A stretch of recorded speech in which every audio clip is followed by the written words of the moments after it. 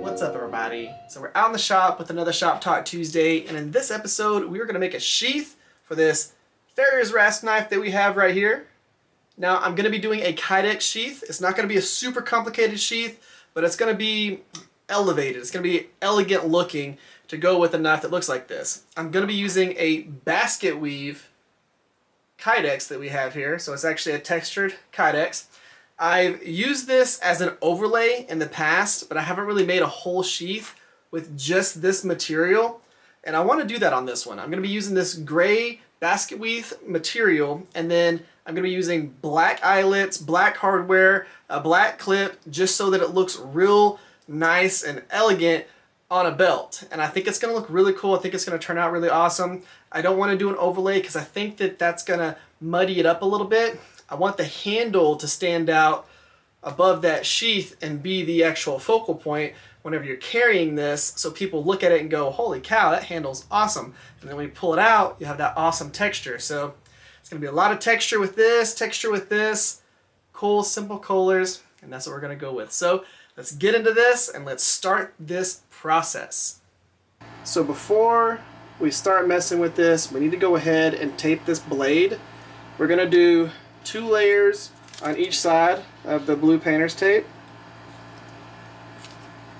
And what this is going to do is it's going to give us a spacer in between the blade and the Kydex sheath, so that whenever you press it and form it around it, it's got a little bit of a gap in between the blade and this, so that it slides in and out real easily. Now, one of the things that I see people do is I'll see them just wrap the tape around it or do something like that, and it's not very good looking in the end result because you see all of the different waves that you might put in here. So you want this to be nice and crisp. You want to go down into the plunge line next to the ricasso. You want to get everything pressed in around where the ricasso meets the scales, all of that, and get all this cut nice and even. You know, I've had people in the past talk crap about the fact that I use, every once in a while I will use a, let's say one of these guys right here. I'll use a little razor like that instead of my own. I've made these. This is a little scalpel that I make and a little sheath to carry it. It draws down on your waist, so you pull it down and do what you got to do with it. But yeah, I make these every once in a while out of farrier's rasp scraps and stuff like that. So you do see that. This one looks like it has jimping made into it, but this is the original file right here that gives you that jimping right there is the edge of the file. And I'll make these every once in a while. They turn out really cool looking.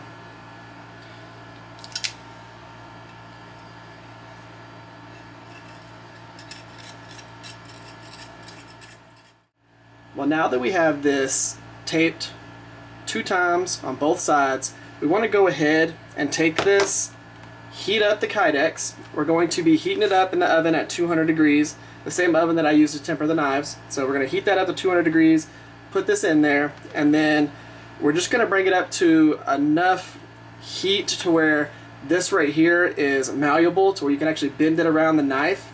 You don't want to go for too long, because what you'll start getting is glossy finish, little striations through this where it's overheated.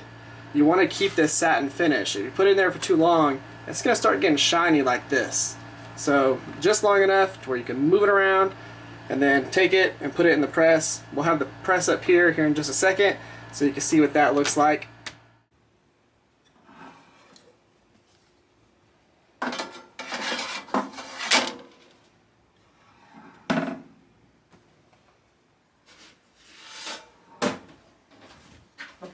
Now that we got it all flexible, I'll put it in here, get our knife lined up, get it positioned where you want, push it all the way up into the corner of this taco right here, and then we're going to press down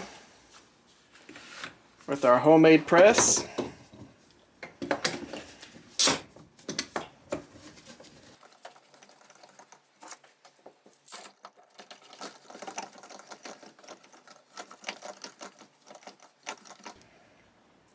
Now, the thing about this press is it is just wood, hinges, some screws for legs to make it to where it sits level on the countertop. And then this is actual sheath and holster press foam. And I'll leave a link for it down in the description below so that if y'all want to go scoop up some of this stuff right here, y'all can. The nice thing about this is you can use this over and over and over again whenever you're pressing your sheaths or holsters, and it will go back to its original shape.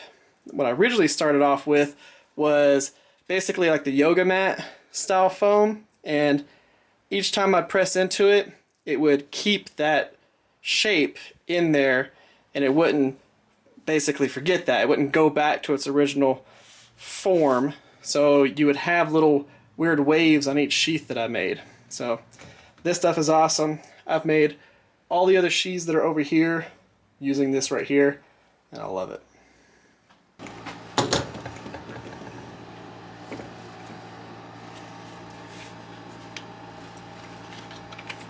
Looks like we got ourselves a sheath there.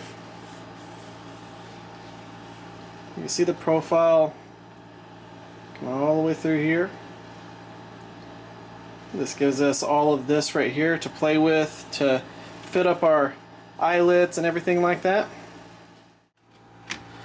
Like I said, you can actually see a little bit of the outline right here for where the blade is. We're just going to end up kind of going and marking the outline of that right there.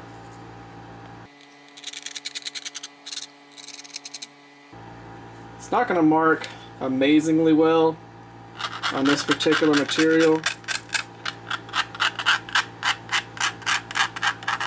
so we're going to go with a rough outline.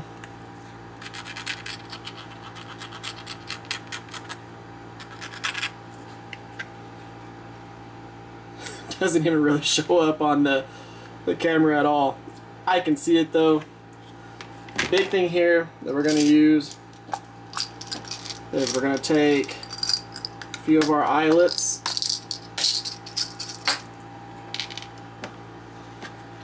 we're going to start kind of spacing this out. So the goal is, whenever you put an eyelet in here, you need a little bit of room between where the blade is and a little bit of room for the edge here. You never want to take your eyelet all the way to the edge, because whenever you start pressing these, it's going to fold over, and if you get it too close to the edge, it's going to wrap around. You want to have a flat spot on the edge here. You want to do that for every single one of these, and the bigger reason behind that is whenever you end up putting on a clip, you want this excess to be here so that this rests perfectly on top of that and doesn't fold over on the side or something. So you want to make sure that you have a little bit of extra on the outside, and we're going to start kind of marking this.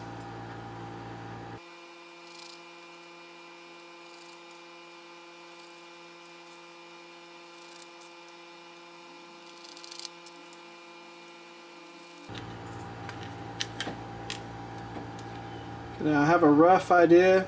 Again, you can't really see them very well. There are a few lines coming through here, right there. We're just going to end up connecting those. And I'll tell you, since I know that that's roughly where I'm going to end up going, to make it easier for y'all to see, I'm going to go ahead and use a Sharpie.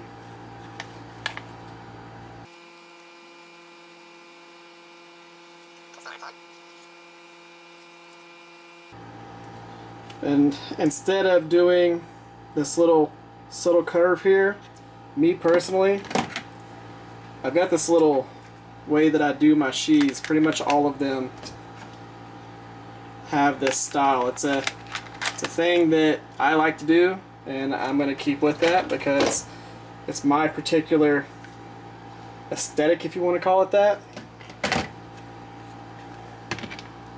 So we're going to replicate it a little bit on this one.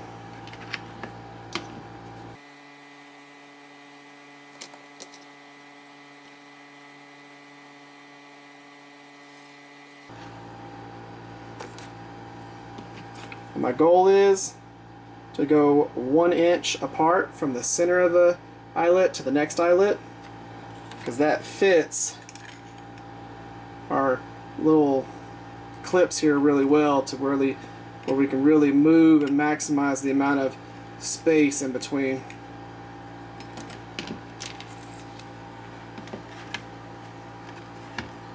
So we're going to do one in front of the choil. I think with this I'm going to use a pencil. So finger choil comes all the way down to about right here. We're going to go in front of that so that you don't get too far back here. When you get back here with the eyelet, it makes it to where there's a ton of pressure in this little area, and you get a lot of your retention on this area here. So if you go behind this, you're going to be really fussing with that retention a lot, as opposed to letting the sheath kind of flex around that knife right there, going in and out.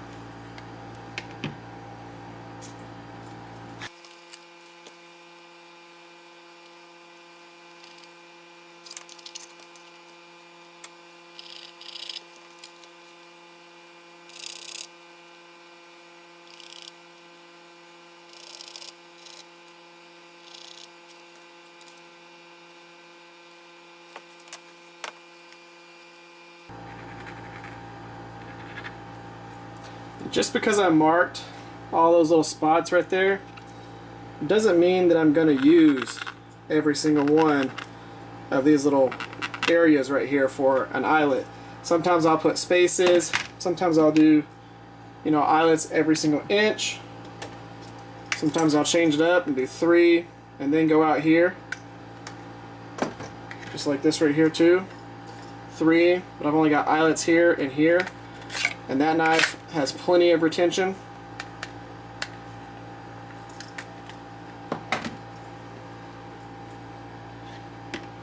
So I know that I'm going to be using this one, this one, this one, and then probably this one and this one. I'm not going to be using, well, I don't know, I might end up using one right there. I don't know just yet. Now we can come in here, figure out where we want these to be centered. We're going to go off of one and then just replicate that going all the way down.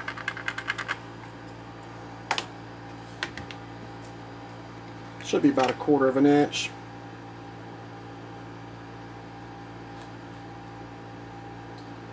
Right on it. 1/4 of an inch.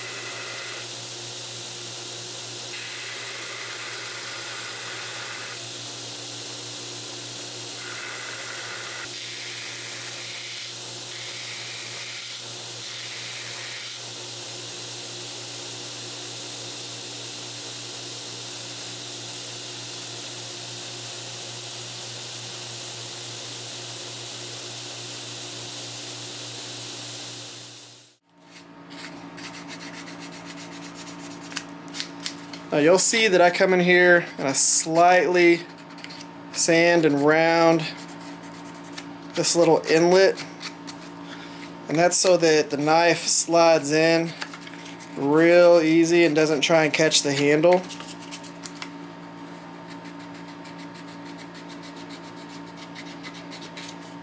So it gets rid of any type of burr that would have created inside here.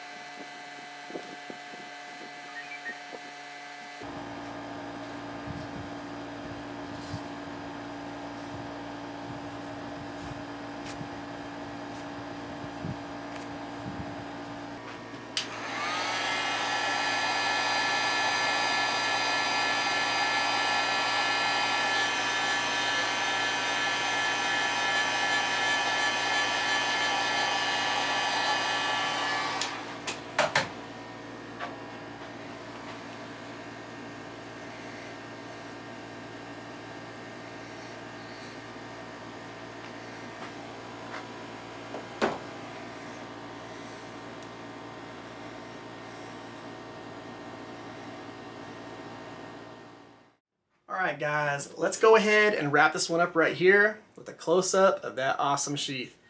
So I typically only use this particular material, this basket weave Kydex, as an accent piece for most of the sheaths that I make.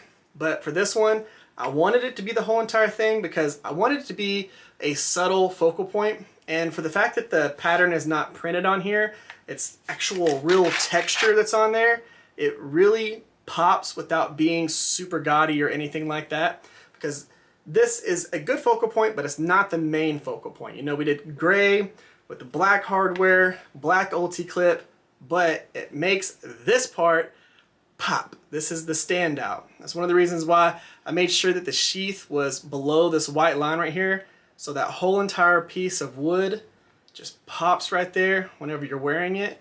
This is what stands out and catches people's eye, because that's where the pop is supposed to be, right there.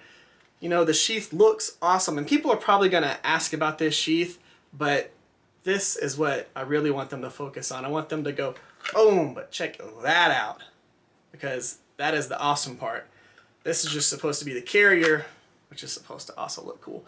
But when it comes to this sheath, a few things that I did, of course, your little thumb press right there. We made sure that we did a Ulti-Clip. This, whenever it clips down onto your belt, even something as small as this one clip right here, is plenty to hold a knife this big. Once you click it down, you're done. Now, one of the things that I do is I always lower the clip to where your belt rides underneath this flare right here. What that's gonna do is it's gonna suck this all the way to your body as much as possible, so that whether you're wearing your shirt tucked in or you have it under your shirt, this is gonna be super comfortable and ride nice and close to you, so that for one, you know where it's at. Two, it doesn't just flare out and kick away from your body. I want it to feel super comfortable and suck in real close, so that's why I have it set up like this. Now, when it comes to this, one of the things that I did off camera was I went through and I buffed the whole entire edge, gave it a nice polish all the way around there so that it had a nice finish to it. And then we made sure it got our retention just right, so we get that nice satisfying click into there. That's what you want to hear. No shakes, no rattles, anything like that. That right there is a nice tight sheath. What I'm interested in is, do y'all think I went the right direction on this? Do y'all think I should have done some crazy sheath, or do you think going nice subtle with a cool texture was the right way to go? and making this the focal point that popped? I want to know. Let me know in the comment section down below. Now, when it comes to the next Shop Talk Tuesday, because this build is done, I think we're going to make a leather sheath for this guy right here. So I've been wanting to do a leather sheath on the channel for a while, and I think that this is going to be the perfect knife to go ahead and do that on. So I think that's the direction we're going to go. And I want to do a leather sheath. I haven't really focused on doing leather sheaths in the past, so this is going to be a great learning experience for me. I've had to purchase a couple of things to be able to even do this, so we'll see how it goes. I've watched a lot of videos. I think that we're going to have some success, but yeah, again, until I start making it and start doing it, we have no clue. So we'll see how it goes. That is the goal for the next Shop Talk Tuesday. Hopefully y'all are excited about that. Plus we're working on the 5 knives for the sponsorship for the TRE workshop. So be looking out for that this weekend. Guys, thank y'all for coming by. If y'all would, give this video a thumbs up. Share this video, one of my other videos. If you haven't yet, make sure you subscribe to the channel. Guys, y'all have an amazing day. Y'all stay safe out there. I'll catch y'all next time.